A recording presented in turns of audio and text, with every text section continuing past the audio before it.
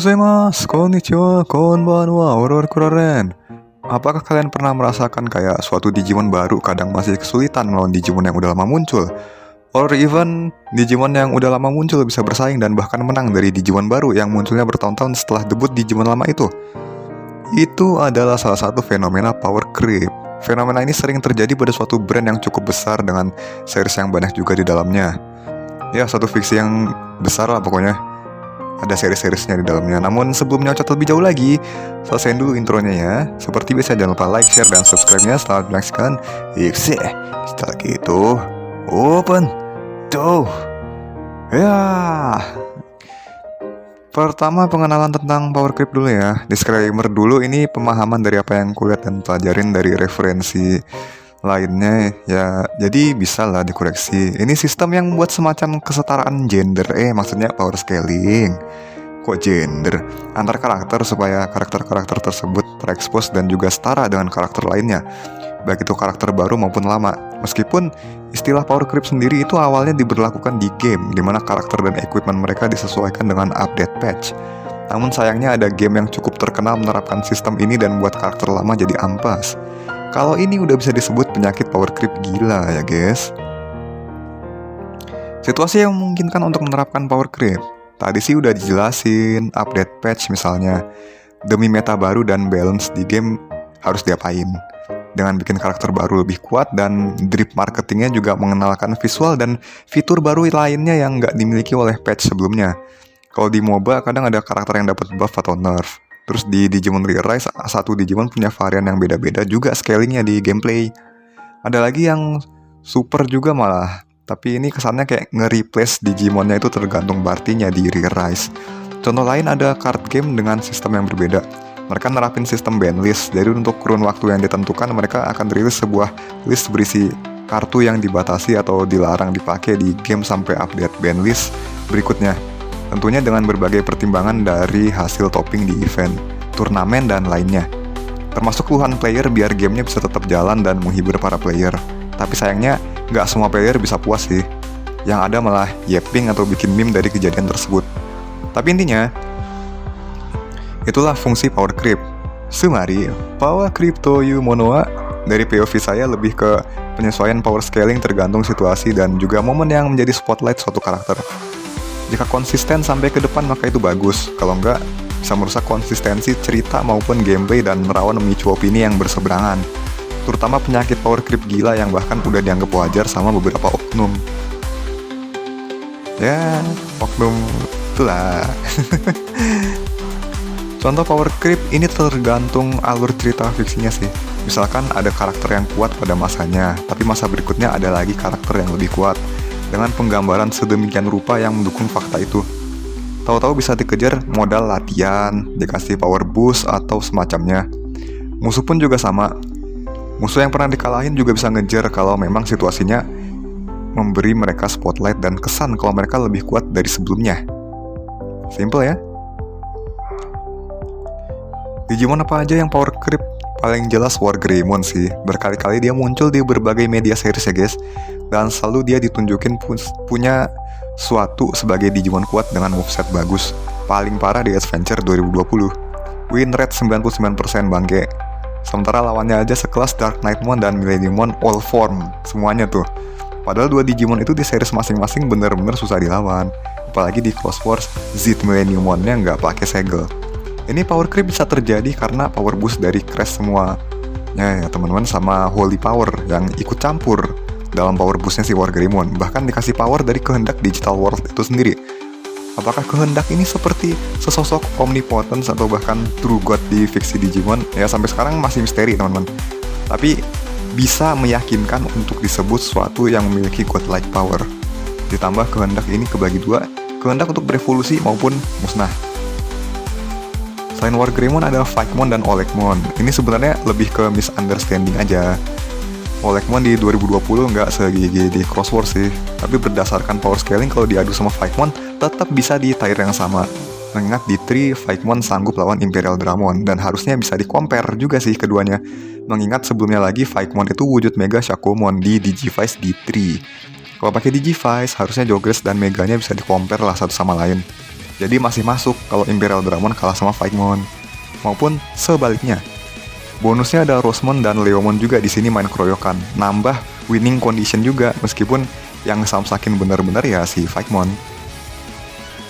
Jadi jelas ya, ini power scaling di Tree itu enggak seburuk itu juga.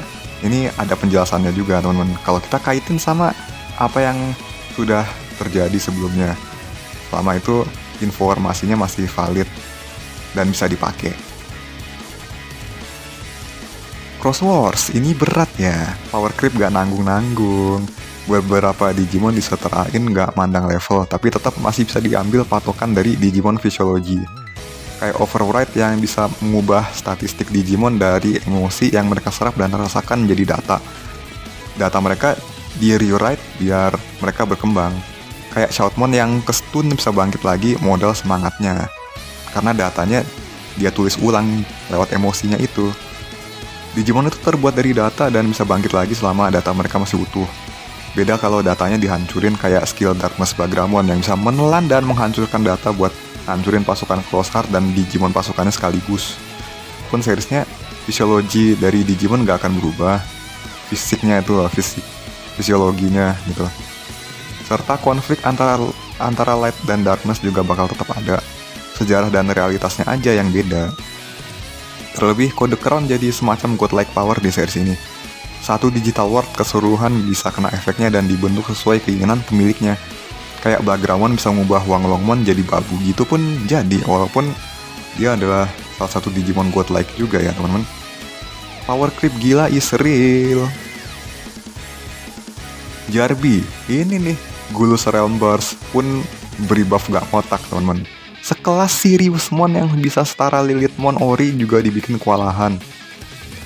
Kalian cek Dagomon dan Ravelsimon tuh, mereka kan kena Jarbi. Mereka bisa sekuat itu nyaingin Siriusmon gitu. Ditambah Regulusmon sempet solo doi. Disebut di profil Regulusmon setara Megidramon. Itu kan berarti Regulusmon tuh Kenowisemon yang kena Jarbi ya teman-teman ibaratnya. Ya auto equal for Great Dragon dong, karena setara Megidramon, dan juga itu artinya 4 naga ini kena power creep juga, setara Lilithmon minimal. So, 4 dragon setara Regulusmon yang bisa solo base Siriusmon, yang sanggup melawan satu member Seven Great Demon Lord yaitu Lilithmon. Dan power base Siriusmon ini ya comparable sama Shoutmon Cross Seven manga, karena keduanya berhasil melukai Lilithmon. Bisa disimpulin, Cross Seven pun bisa dikejar sama Regulusmon.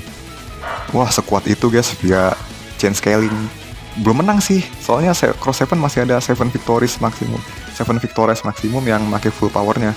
Sanggup ngancurin Apollomon Olympus 12 yang narasinya setara Royal Knights. Dan akan lebih valid setelah Time Stranger rilis ya. Sementara Royal Knights masih top tier until now. Ya kalian coba aja cek Siriusmon last episode ya teman-teman. Dengan ikatan dan emosi yang diperkuat perfect sinkronya sama hero, sanggup solo Regulusmon deh.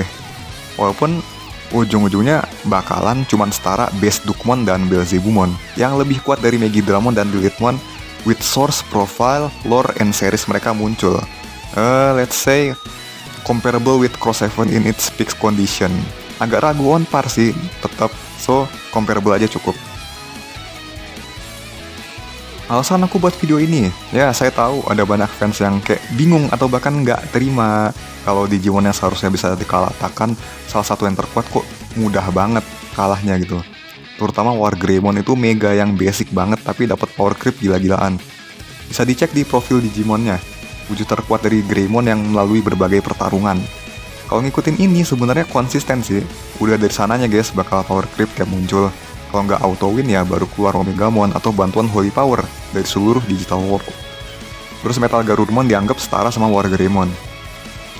Terus summon Omegamon emang harusnya kayak di 2020 ngikutin profil. Series paling dihina malah nunjukin konsistensi ke profil reference book. Ironi sih. Dulu Adventure Ori EZ parah guys. Setelah Our War Game tinggal ada Taichi Yamato, summon Agumon Gabumonnya, Jogres jadi Omegamon, udah beres. Nah, Cyber Sleuth dijelasin kalau dia memisahkan diri demi menuju human world, dan buat balik jadi Omegamon lagi cuman perlu membangun ikatan dengan Nokia untuk evolusi ke Mega dan akhirnya Jogres. The case is, sejak awal emang udah jadi. Untuk doa dan harapan yang dibutuhin untuk terciptanya si Omegamon di sini bisa dianalogikan. Analoginya itu udah diwakili sama Nokia yang mimpin para hacker, rebels, dan penampungan Digimon yang tersesat. Saat ini itu paling masuk akal. Hideto V-Tamer beda kasus, soalnya dia pakai V-Pad. Jadi udah fix jadi Omegamon. Tapi itu karena dia merawat dua Digimonnya dengan baik sih. Sesayang itu dia sama dua legendnya. Sayangnya nggak seberuntung punya Taichi Yamato. Dia nggak dianggap Royal Knights sama sekali. Malah Wolf Force yang jadi Royal Knights, guys. Kesimpulan, ya ini sih in general power creep gila masuknya. Satu kena merambat ke yang lain, terus power scalingnya masih bisa berubah-ubah lagi. Tapi berbagai upaya sononya sih nunjukin konsistensi juga dengan berbagai narasi mereka di reference book dan seriesnya. Walaupun kadang juga off-lore sih, terutama Lucemon Cross Wars tuh, oh my god. Lilithmon jadi lebih tinggi tahtanya, bikin Lucemon menjadi babunya dia. Sementara menurut manga, Lilithmon Ori Seven Great Demon Lord, terus direkrut Bagramon. Bisa jadi Lucemon babu bukan leader Seven Great Demon Lord sih, melainkan cuma counterpart yang mirip sama dia. Dan ini hal lumrah di Digimon, bahkan kalau main Redigitize maupun Next Order kita bisa punya Lucemon FM juga. Apakah itu menjadikan Digimon kita leader asli Seven Great Demon Lord? Kan enggak. Logikanya seperti itu, guys. Kompleks emang. Oke, itu dia guys video kita kali ini. Jika ada kesalahan dalam ucapan saya, maka saya mohon maaf yang sebesar-besarnya ya. Terima kasih sudah menonton. Jangan lupa subscribe dan like video ini. Akhir kata saya Rokuran undur diri. Hai, Rokuran Oscari. See you.